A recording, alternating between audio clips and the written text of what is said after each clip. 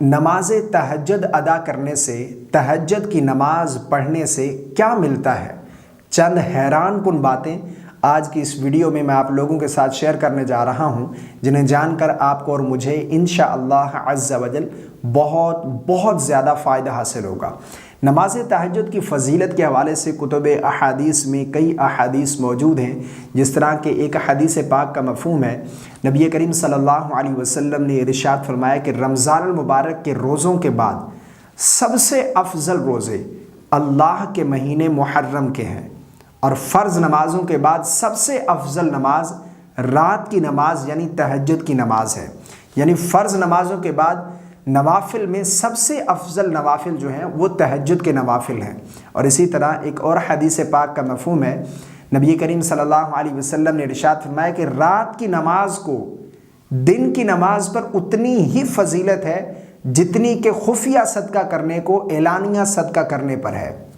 یعنی رات میں قیام کرنا یہ دن میں نوافل ادا کرنے سے زیادہ افضل ہے، رات کا قیام یہ زیادہ فضیلت والا ہے۔ اور اسی طرح ایک اور حدیث پاک کا مفہوم ہے، رسول اللہ صلی اللہ علیہ وسلم نے ارشاد فرمایا رات کے قیام کو لازم کر لو، یہ تم سے پہلے نیک بندوں کی عادت ہے، یعنی صالحین کی یہ عادت ہے، تمہارے رب کے قرب کا ذریعہ ہے۔ یعنی تہجد کی نماز ادا کرنے سے بندے کو اللہ کا قرب حاصل ہوتا ہے، یہ تہجد کی نماز رب کا قرب پانے کا ذریعہ ہے، خطاؤں کو مٹانے والا اور گناہوں سے بچانے والا ہے۔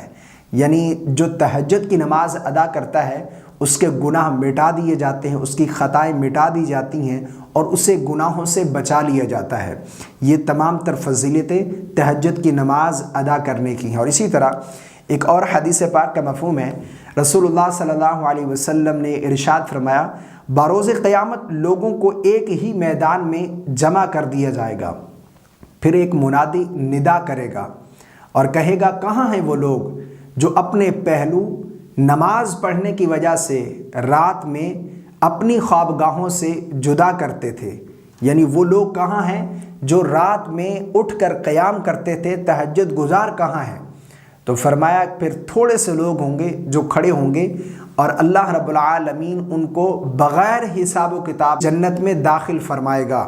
جس طرح کہ حدیث کے الفاظ ہیں فَيَدْخُلُونَ الْجَنَّةَ بِغَيْرِ حِسَابٍ، اللہ ان کو بغیر حساب و کتاب کے جنت داخل فرمائے گا۔ اس کے بعد پھر لوگوں کا حساب و کتاب شروع کیا جائے گا۔ یعنی لوگوں سے حساب و کتاب لینے سے پہلے جو تہجد گزار ہیں ان کو پہلے ہی جنت میں داخل کر دیا جائے گا، ان سے حساب و کتاب نہیں لیا جائے گا۔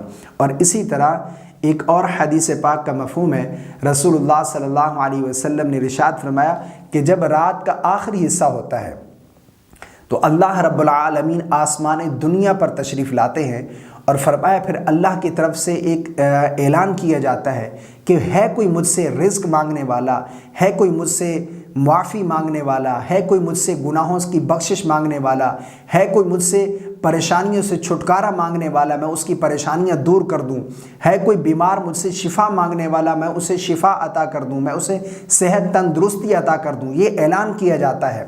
اور رسول اللہ صلی اللہ علیہ وسلم کا فرمان ہے کہ بے شک رات میں ایک گھڑی ایسی ہوتی ہے اگر مسلمان بندہ اسے پالے تو اس میں اللہ تعالیٰ سے دنیا اور آخرت کے لیے جو مانگے اللہ اسے عطا فرمائے گا۔ اور یہ گھڑی ہر رات میں ہوتی ہے، ہر رات یہ گھڑی ہوتی ہے۔ اور اس کے بارے میں علماء بیان فرماتے ہیں کہ یہ رات کے آخری حصے میں، یعنی جو صبح سحری کا وقت ہوتا ہے، رات کا جو آخری حصہ ہوتا ہے، اس میں یہ گھڑی ضرور ہوتی ہے۔